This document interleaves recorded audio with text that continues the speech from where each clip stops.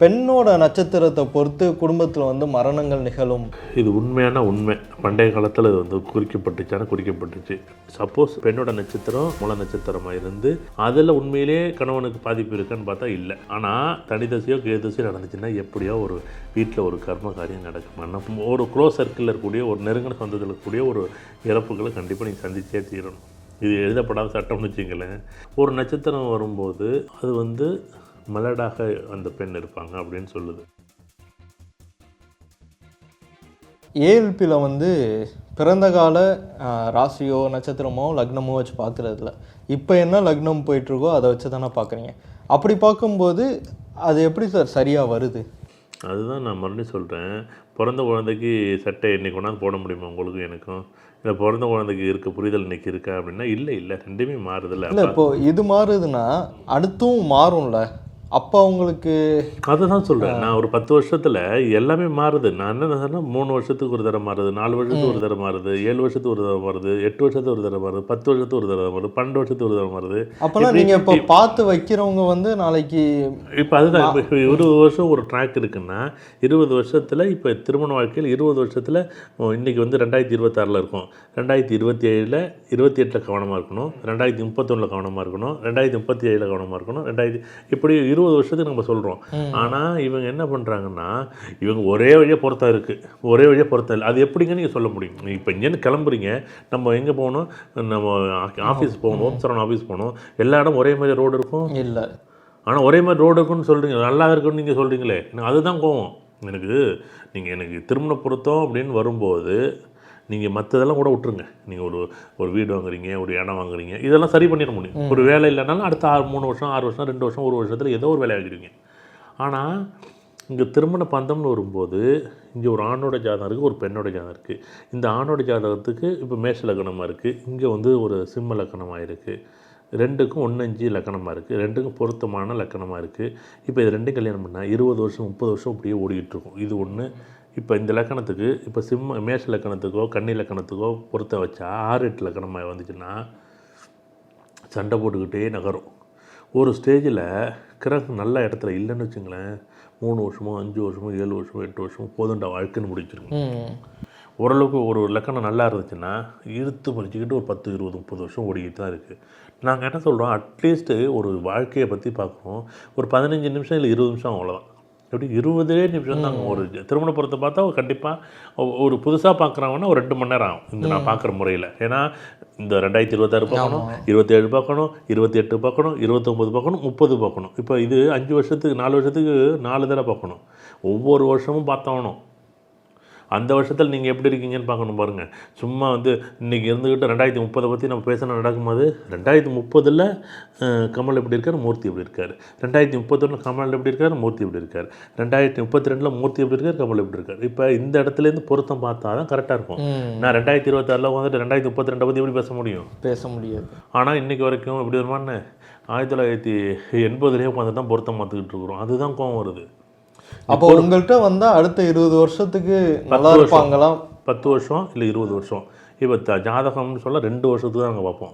இப்போ நீங்கள் 26 வந்தால் 27 28 2 வருஷத்துக்கு தான் உங்களுடைய செயல் என்ன. இப்போ நான் ஒரே ஒரு கேள்வி கேட்பேன், என்னென்னா உங்களோட கேள்வி என்ன? இப்போ நான் தொழில் செய்ய போகிறேன்னு நீங்கள் சொன்னீங்கன்னா 26 27 எப்படி இருக்குது, நல்லா இருக்கா நல்லா இல்லை. இப்போ தொழில் தொடங்கக்கூடாதுன்னு சொல்லியாச்சு.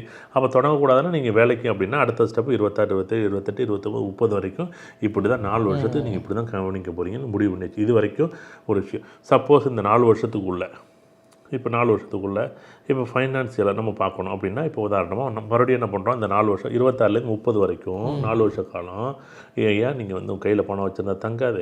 இப்போ உடனே நீங்கள் ஒரு சீட்டு போடுங்க, ஒரு இடம் வாங்கி அதில் இஎம்ஐ கட்டுங்க. உங்கள் கையில் இருக்கக்கூடிய பணம் உண்மையிலேயே இன்றைக்கி ஒரு உதாரணமாக 30,000 வருது 40,000 வருதுன்னு வச்சுங்களேன், 12,000 எடுத்துகிட்டு 28,000 வரைக்கும் நீங்கள் இஎம்ஐ கட்டுங்க. 28,000 இஎம்ஐ கட்டி ஆகணும். நீங்கள் 12,000 மட்டும் கையில் வச்சுருந்தா தான் உங்கள் வண்டி ஓடும். நீங்கள் எக்ஸஸாக வந்து நீங்கள் இல்லைன்னா நீங்கள் என்ன பண்ணுவீங்க, இந்த மறுபடியும் செலவு பண்ணி கடைசியாக வந்து பார்த்தா இந்த 4 வருஷத்தில் உங்களுக்கு ஃபைனான்சியல் இது நல்லா இருக்காது.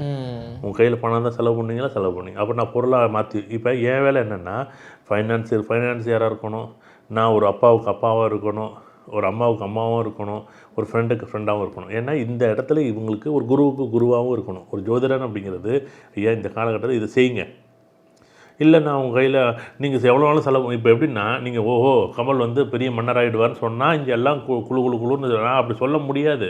இருந்துச்சுன்னா எங்கள் ஆமாங்க தொழில் செய்யுங்கன்னு சொல்கிறேன். ஏன்னா இப்போ நீங்கள் ஒரு எண்ணத்தில் வர்றீங்க, நாங்கள் எண்ணத்தில் தடை போடுறேன்னா உங்களுக்கு வந்து என் மேலே கோவம் தான் வருது.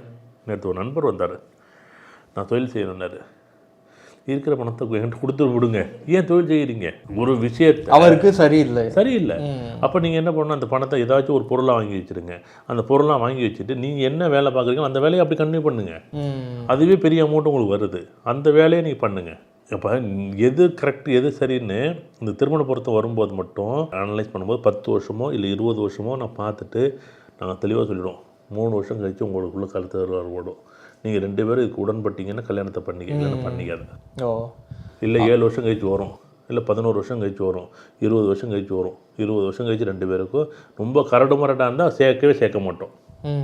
அப்போ உங்கள்கிட்ட பொருத்தம் பார்க்க வந்தாங்கன்னா அடுத்த 20 வருஷத்தை பார்த்தா சொல்ல முடியும்.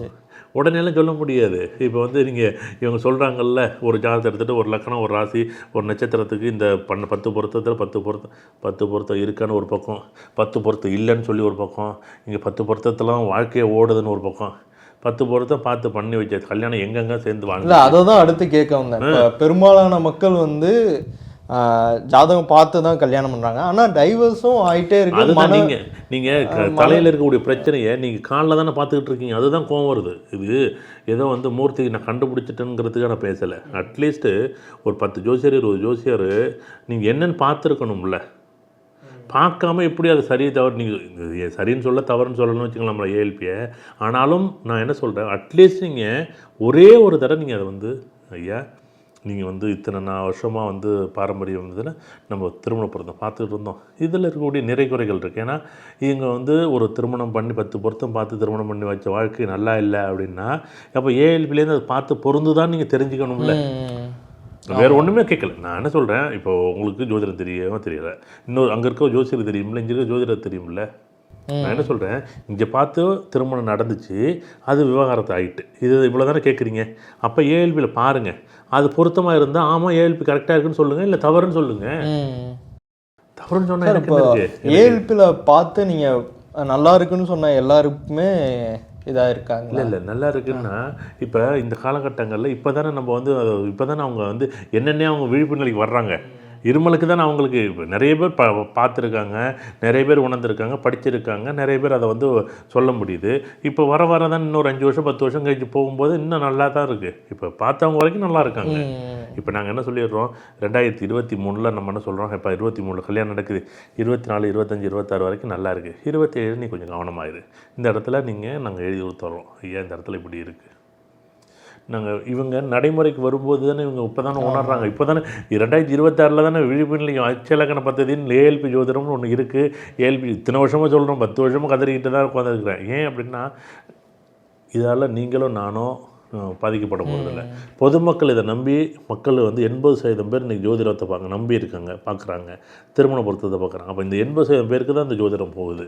அப்போ நீங்கள் சொல்கிறது வந்து இவ்வளோ நாளில் கரெக்டாக இருந்தால் அவங்க திருமண பொருத்தம் பார்த்து அவங்க வாழ்க்கையில் நல்லா இருக்கணும்ல. இதில் இன்னொருத்தர் சொல்லுவார், சார் நான் திருமண பொருத்தையும் பார்க்கல சார், நான் நல்லா தான் இருக்குது. ஐயோ உனக்கு நல்ல லக்கணமாக அமைஞ்சு போச்சு 2 லக்கணம், அதோடு உன் வாழ்க்கை ஓடுது. இங்கெல்லாம் நல்லா இல்லைன்னா இப்போ ஒரு டயரில் ஒரு முள் குத்திருக்கு, நான் அது பஞ்சர் ஆகணும் தானே. இல்லை எனக்கு டயரில் முள் குத்தினா எனக்கெல்லாம் காற்று போகாதுன்னு சொல்கிற மாதிரி. இதெல்லாம் எப்படி முள் தெரியலை அவ்வளோதான் உனக்கு, முள் குத்திருக்கான்னு குத்திருக்காது, எடுத்துட்டிங்கன்னா முள் பஞ்சராக போடும். உன் வாழ்க்கையிலையும் நல்லது கெட்டது இருக்கும், எல்லாரோட வாழ்க்கையும் நல்லது கெட்டது இருக்கும். வெளியில் வேணால் சொல்லிக்கலாம் எல்லோரும்.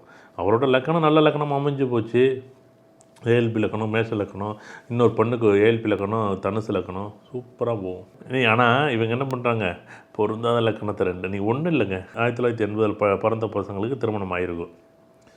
அவங்க ஜாதகத்தை எடுத்துங்க, அட்லீஸ்ட் ஒரு 10 வருஷம் திருமணம் நடந்திருக்கும். இந்த 10 வருஷ வாழ்க்கையை ஏஎல்பி அச்சய இலக்கண பദ്ധதியில் ஏஎல்பியில் போட்டு பார்க்க சொல்லுங்கள். நான் மறுபடியும் சொல்கிறேன், ஜாதகம் உண்மை, ஆணுக்கும் உண்மை பெண்ணுக்கும் உண்மை. அந்த நடந்த நிகழ்வு உங்கள் 2 பேர் நம்ம 2 பேர் தான் தெரியும் அப்படின்னு தெரியும். நீங்கள் அதை போட்டு பாருங்களேன். நீங்கள் உண்மையிலே ஏஎல்பி ஒரு கையில் இருந்துச்சுன்னா நீங்கள் உண்மையிலே ஆச்சரியமாக இருக்கும். நீங்கள் என்னென்னா அடடா நம்ம எதுக்குடா சண்டை போட்டோம், ஒன்றுமே இல்லாமல் உங்கள்கிட்ட ஒரு பொருள் வாங்கிட்டு சொல்லியிருப்பேன், ஆனால் சண்டை போட்டிருப்பேன். மூணாம் ஒரு விஷயத்தை என்ன பண்ணியிருப்பேன், மூணாம் வீடு நல்லாமல் இருந்திருக்கும், கம்யூனிகேஷன் என்ன பண்ணியிருக்கும், நீங்கள் மறந்துட்டு வந்திருப்பீங்க, அதனால சண்டை போய் நான் எங்கள் அப்பாவோட சம்மந்தமே இல்லை பெருசு, அதை சொல்லி இதை சொல்லி பெருசாகி வீட்டுக்கு நீங்களும் போயிடுவீங்க நானும் போயிடுவேன். ஆனால் ஒரு வாரம் 10 நாள் கழிச்சு பார்த்தீங்கன்னா எதுக்கு சண்டை வளர்த்தோம்னே தெரியாது, சின்ன சண்டையாக இருக்கும், புரிதல் இல்லாத ஒரு விஷயமா இருக்கும். அதோட்டு திருமண பொருத்தங்கிறது அந்தந்த வயதுக்கு திருமண பொருத்தத்தை பார்த்து தான் ஆகணும். இது பொருத்தங்கிறது ஒரே வழியாக நீங்கள் வந்து 50 வருஷம் 60 வருஷம் வரைக்கும் பார்க்கக்கூடிய நிகழ்வு கிடையாது. இந்த 2026 உங்களுக்கும் எனக்கு பொருத்தம் தான், நம்ம 2 பேரும் செயல்படுவோம். 2026 நம்ம 2 பேரும் பொருத்தம் இல்லைன்னா நீங்கள் ஒரு பக்கம் இருப்பீங்க, நான் ஒரு பக்கம் இருப்பேன். சார் இப்போ இன்னொரு விஷயம் சார், 2 ஜாதகம் வருது, அவங்களுக்கு வந்து இப்போது பொருத்தம் இல்லை, அதாவது 2026 அவங்க நல்லா இருக்க மாட்டாங்கன்னு வச்சுக்கலாம். ஆனால் 27 ஒரு 10 வருஷம் நல்லா இருப்பாங்க அப்படின்னா அவங்களுக்கு நீங்கள் பண்ணி வைப்பேன் அந்த திருமணத்தை பண்ணி வைப்பேன். ஏன் அப்படின்னா 6 மாத காலம் இந்தாங்க, இந்த மாதிரி இப்படி தான் இருக்கும், கரடு மரடாக இருக்கும். நீங்கள் சப்போஸ் 2027 பிப்ரவரியில் கல்யாணத்தை பண்ணுறேன்னா பண்ணுங்கள். எப்படின்னு 30 வயசுக்குள்ளே இருந்தால் ஒரு 6 மாத காலம் தான் கழித்து நீங்கள் திருமணம் பேசி முடிச்சுங்க, திருமணத்தை இது நிச்சயார்த்தம் பண்ணி வச்சுங்க. 2020 ஜனவரி மாதம் இத்தனாம் தேதி கல்யாணத்தை வச்சுங்கன்னு சொல்லுவேன். சப்போஸ் 27 மார்ச் இல்லை ஜூன் ஜூலை ஆகிட்டுனா கல்யாணத்தை பண்ணுங்கள். இவங்க வந்து இப்படி சூழ்நிலைகள் இருக்கும், உங்களுக்கு விருப்பப்பட்டால் இப்படி தான் இருக்கும், இல்லைன்னா நீங்கள் இந்த பெண்ணையும் மாப்பிள்ளை சேர்க்காதீங்கன்னு சொல்லிடுவேன். ஏன்னா ஆரம்பமே நல்லா இல்லைன்னா நாங்கள் வாழ்க்கை கடைசி வரையும் என்ன கஷ்டப்படுவாங்க இவங்களே ஏதோ ஒரு விஷயத்த அப்படியே இருக்கும் ஒரு ஃபீல் பண்ணுறதுக்கு வாய்ப்பு இருக்கும் அப்படின்னு சொல்லி 7-8 மாதத்துக்கு ஒன்றும் தள்ளி போடுவேன், இல்லை 7-8 மாதத்துக்கு ஒரு புரிய வச்சு உங்களுக்கு கல்யாணத்தை பண்ணி விட்ருவேன். ஒரு விஷயம் உடனே முடிக்கணும், சும்மா வளவளம் இருக்கக்கூடாது. அவனே 27 வயசில் வந்து பொண்ணையும் பையனையும் 30 வயசில் கொண்டாந்து வச்சு நிற்பார், பாவம். மறுபடியும் ஒரு வருஷம் தள்ளி போடக்கூடாது. ஆனால் சூழ்நிலையை புரிய வைக்கணும்.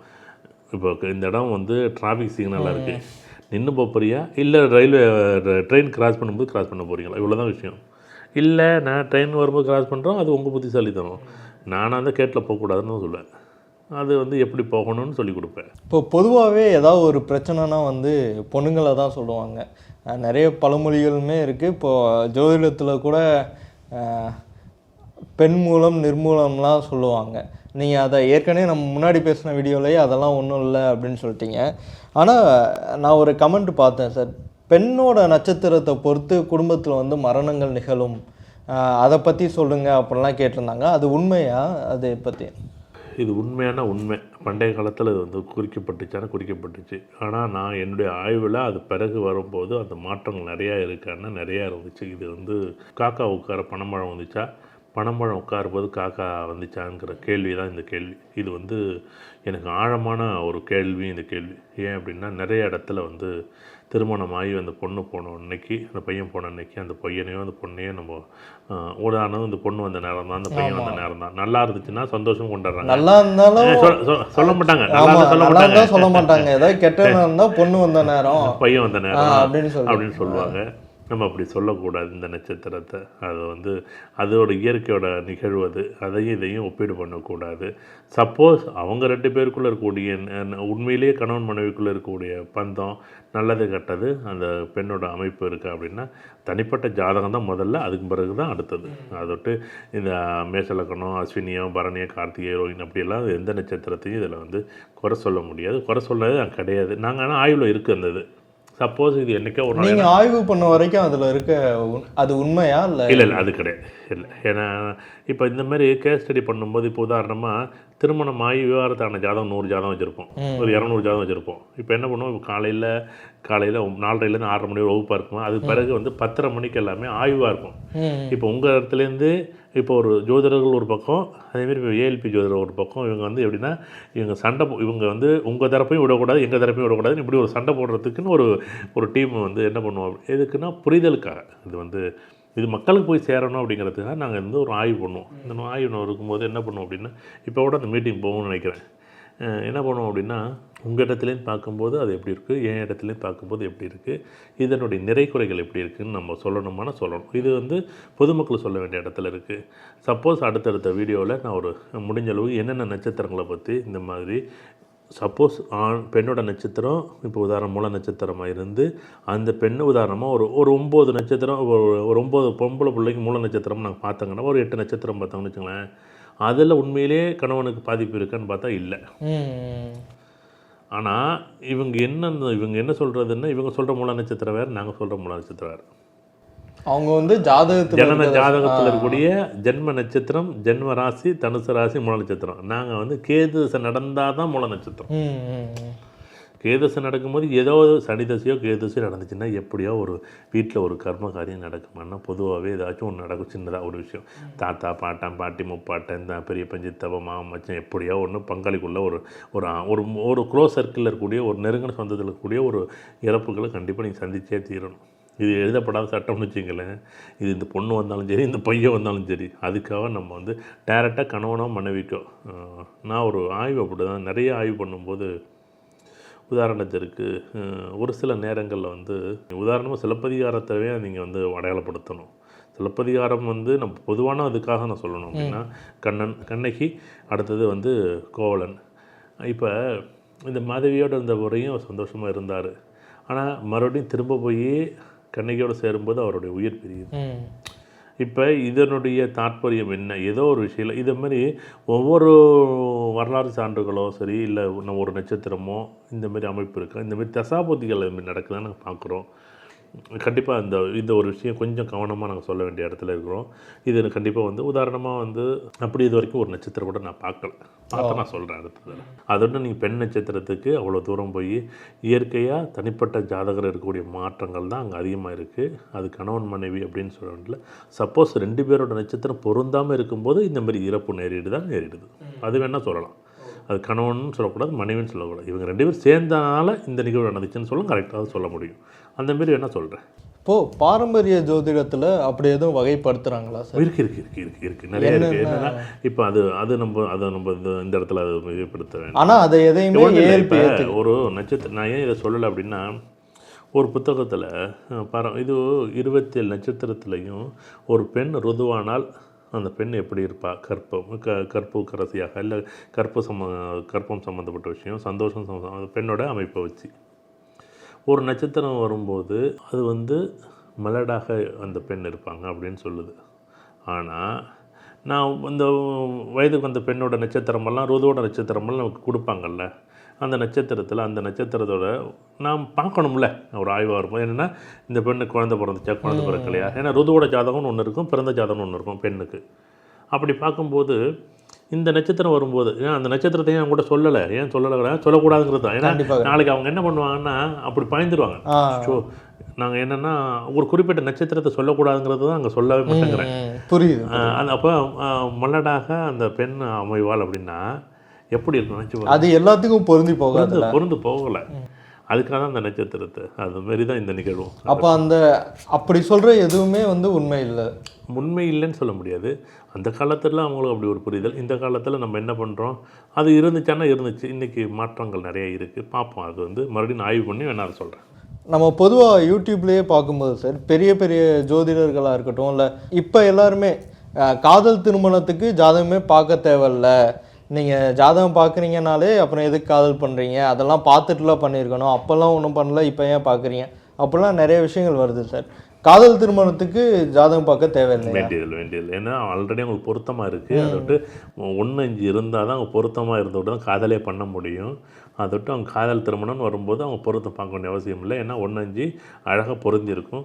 ஒரு சில ஜாதகங்களுக்கு ஏன்னா உண்மையிலே காதல் திருமணமாக இருந்து திருமண பொருத்தம் பார்த்து, ஏன்னா காதலிக்கும் போது இவங்க ஒரு காலம் கடந்து வந்திருப்பாங்க. காதலிக்கும் போதே இந்த பொண்ணோ பையனை பிடிக்கும்போது அந்த ஜாதகத்தை வாங்கி பார்த்துருந்தா அட்லீஸ்ட்டு இவங்க காதலிக்கும் போது சந்தோஷம், கல்யாணத்துக்கு பிறகு இல்லை. ஏன் அப்படின்னா உடலோட அமைப்பு சேரும்போது இங்கே ஒரு புரிதல் இல்லாத, இல்லை வேறு ஒரு பொறுப்புகளோடு, இல்லை வேறு ஒரு நிகழ்வு மாறும்போது குழந்தை பிறக்கலைன்னு வச்சுங்களேன். காதல்ங்கிறது ஒரு அன்பு, மனசு, பாசம், நட்புகளோடு பயணிக்கக்கூடிய ஒரு விஷயம். ஆனால் இது நாளைக்கு வந்து காதல் வந்து கல்யாணம் மாறும்போது அங்கே நிறைகுறைகள் இருக்குது பாருங்க, அப்போ பார்த்துட்டு பண்ணியிருக்கலாமோ. காதல் திருமணத்துக்கு பொருத்தம் பார்க்க வேண்டிய அவசியம் இல்லை. ஆனாலும் காதலிக்கிறதுக்கு முன்னாடியே அந்த பொருத்தத்தை நான் பார்க்கணுன்னு நினைக்கிறேன். ஏன்னா இவங்க 4 வருஷம் 3 வருஷம் 2 வருஷம் கஷ்டப்பட்டுட்டு 7 வருஷம் கஷ்டப்பட்டுட்டு அவங்க பிரிஞ்சு போகும்போது வலி தாங்க முடியலைங்க. அது ரொம்ப ரொம்ப ரொம்ப வலிக்குது. நீங்கள் என்ன தான் சொன்னாலும் மறந்துட்டு அடுத்த கல்யாணத்தை பண்ணாலும், அது ஆண் பண்ணாலும் சரி பெண் பண்ணாலும், அந்த உள்ளுக்குள்ளே அந்த இருக்கக்கூடிய காயம் இருக்குது பாருங்க, அந்த காயத்தை யாராலையும் அழிக்க முடியும். நீங்கள் என்ன தான் மருந்துகள் எத்தனை உயரத்தில் போனாலும், எவ்வளோ உலகத்தில் வந்து எவ்வளோ வசதி வாய்ப்புகளில் ஒரு உயர்ந்த பதவிகளில் போனால் கூட அந்த காயத்தை நீங்கள் அந்த ஒரு வழியை வந்து மறக்க முடியாமல் இன்னமும் இருக்குது நிறைய பேர். அதோட தயவு செய்து காதலிக்கிறதுக்கு முன்னாடியே காதலியை தேர்ந்தெடுக்க முன்னாடி இது எனக்கு செட் ஆகுமா செட் ஆகாதுன்னு பார்த்துட்டு முடிவு பண்ணுங்கள். இல்லை அது எப்படி சார், இப்போ ஒரு பையன் லவ் பண்ண போகிறான்னா அதுக்கு முன்னாடி எப்படி ஜாதகத்தை கொடுன்னா அது நடைமுறையில் சாத்தியமே இல்லை. காதல் அப்புறம் 4 வருஷம் 3 வருஷம் பழகினது பிறகு 2 பேரும் செட் ஆகலான்னு பிரிஞ்சு போகிறது அந்த வழியை தாங்கிறது பெஸ்ட்டா? ஒன்று உங்களை எனக்கு பிடிச்சிருக்கு, உங்களுடைய date of birth time of birth மட்டும் கொடுங்கன்னு கேட்குறது தப்பா? ஆரம்பமே முதல்ல கிள்ளிட்டலாம்ல. நீங்கள் மரமானது பிறகு ஒரு கலையை வெட்ட முடியாது. ஆனால் சின்ன பயிராக இருக்கும்போது அந்த கலையை எடுத்துடலாம்ல, அப்படி தானே எடுக்கணும். இல்லை வந்து எப்படி அது ஒரு மனசு வலி தானே வலிக்கும். அதுதான் சொல்கிறேன். ஏப்பா முதல் இது இனம் புரியாத இடத்துல, ஒரு இன கவர்ச்சியான இடத்துல, ஒரு பால் உணர்ச்சிகளோட ஒரு இடத்துல நம்ம இருக்கிறோம். அந்த 17லேருந்து 24 வயசுக்குள்ளே அங்கே சரி தவறுன்னு நீ சொல்ல முடியாது. ஆனால் நான் இந்த இடத்துல உங்கள் வாழ்க்கை உங்கள் கையில் இருந்துச்சுன்னா ஜாதகத்தை பார்த்துட்டு நீங்கள் அதுக்கு பிறகு முடிவு பண்ணுங்கள். இல்லையா எனக்கு வந்தது நான் தலையில் ஏற்றுக்கிறேன்னு சொல்லிட்டு கஷ்டப்பட்டுக்கிட்டு நான் தான் சொல்கிறேன், இப்படி ஒரு வாய்ப்பு இருக்குது. இதை பாருங்களேன், ஒரே ஒரு தடவை பார்த்து பாருங்களேன். ஒரே ஒரு தடவை நீங்கள் என்ன date of birth time of birth நான் உங்களுடைய பயோகிஸ்டியாக நான் கேட்குறேன், உங்கள் அப்பா பேர் என்ன, உங்கள் அம்மா பேர் என்ன அப்படின்னு உங்களுக்கு பர்டிகுலராக கேட்குறேன். உங்கள் date of birth time of birth கேட்க போகிறேன். நான் போட்டு பார்க்க போகிறேன். எனக்கு மேச இலக்கணம் உங்களுக்கு சிம்ம இலக்கணம் சூப்பராக இருக்கும், எனக்கு மேச இலக்கணம் உங்களுக்கு கும்ப இலக்கணம் சூப்பராக இருக்கும், எனக்கு மேச இலக்கணம் உங்களுக்கு வந்து துலா இலக்கணம் சூப்பராக இருக்கும், எனக்கு மேச இலக்கணம் மிதுன இலக்கணம் சூப்பராக இருக்கும், எனக்கு மேச இலக்கணம் உங்களுக்கு கடக இலக்கணம் சூப்பராக இருக்கும். போங்க ஒத்து போகுது. இப்போ நடந்துகிட்டு இருக்காது. இன்னைக்கு ஏழ்பி இலக்கணம், இன்னைக்கு ஏழ்பி இலக்கணம் 2 பேரும் ஒத்து போகுது. சூப்பராக போங்க. எனக்கு ஏழ்பி இலக்கணம் ரிஷப் இலக்கணம், உங்களுக்கு வந்து கன்னி இலக்கணம், சூப்பராக வண்டி ஓட்டுங்க, சூப்பராக இருக்கும். இல்லைங்க எனக்கு ஏழ்பி இலக்கணம், எனக்கு உங்களுக்கு விருச்சிக இலக்கணம், சூப்பராக இருக்கும் கல்யாணம். அப்படி போகும் காதல், கல்யாணம் வரையும் போகும். ரிஷபத்துக்கும் கன்னிக்கும் ரிஷபத்துக்கும் விருச்சிகத்துக்கும் அப்படி போகணும்ல. இல்லை பொருந்தாத நம்ம 2 பேரும் ஆசைகளில் இப்போ ஒரு வருஷம் 2 வருஷம் பொருந்துது. ஒரு லக்கணம் மேச லக்கணம் 1 வருஷம் தான் இருக்குதுன்னு வச்சுங்களேன். உங்களுக்கு வந்து இப்போ வந்து உதாரணம் துலா லக்கணம் இருக்குது. நீங்கள் 2 வருஷத்தில் மாறிட்டீங்கன்னு வச்சுங்களேன். அப்போ 2 வருஷத்தில் சண்டை வந்துடும் உங்களுக்கு எனக்கும். அப்போ செட் ஆகுதுன்னு ஏன் அங்கே நின்றுக்கிட்டு? என்னைய பொறுத்தளவுக்கு நானாக இருந்தால் ஒரு தெளிவான முடிவோடு இருக்கணும்னா கொஞ்சம் கவனமாக தான் எடுப்பேன். ஏன்னா இங்கே ஒன்று இருக்குது, கணக்குன்னு ஒன்று இருக்குது, காலம்னு ஒன்று இருக்குது, நேரம்னு ஒன்று இருக்குது. இதை பார்க்குறதுக்கான வாய்ப்புகளும் இன்றைக்கி இருக்குது. அந்த காலத்தில் வந்து நீங்கள் ஒரு ஜோதிடரை போய் பார்க்குறது அப்படி கிடையாது. இன்றைக்கி எல்லாம் ஒரு ஃபோனில் டக்கு டேட்டா பர்த் டைம் பர்த் வாட்ஸ்அப்பில் அனுப்புனா ஜாதகத்தை ஏப்பா இது பொருத்தம் இருக்குது பொருத்தம் இல்லைன்னு சொல்கிற இடத்துல இன்றைக்கி ஏஎல்பி நம்ம அவ்வளோ இன்றைக்கி ஏஐயில் நம்ம வந்துட்டோம். ஏஎல்பி ஒன்றாட்டோம். அப்படியே ஆமாம்மா, ஏஎல்பியில் ஏஐ வந்துட்டு ஏஎல்பி வந்து பார்த்திங்கன்னா இன்றைக்கி எங்கெங்கேயே நம்ம கொண்டு போயிட்டோம் உலகத்தில். நீங்கள் வந்து உங்கள் டேட்டா பர்த் டைம் பர்த் தட்டினீங்கனாலே அது ஆட்டோமேட்டிக்காக வந்து ஒரு ஜென்ரேட் அளவுக்கு நாங்கள் கொண்டாந்துட்டோம். அது 4-5 வருஷமாக நாங்கள் கொண்டாட்டோம். இன்றைக்கி நேற்று கிடையாது, 2019 நாங்கள் கொண்டாட்டோம். ஒன்றுமே சிம்பிள் லாஜிக் பொருந்தாது. ஆட்டோமேட்டிக்காக அது சொல்லுவோம். நீங்கள் ஏன் கஷ்டப்பட்டீங்க? ஜோதிடர் ஆகணும்னு தேவையில்லை. ஜோதிடர் ஆகிறதெல்லாம் ரொம்ப சந்தோஷம், அது ஒரு பக்கம். ஆனாலும் இப்படி ஒரு வாய்ப்பு இருக்கும்போது பண்ணிட்டு பார்த்துட்டு போங்க, அவ்வளோதானே.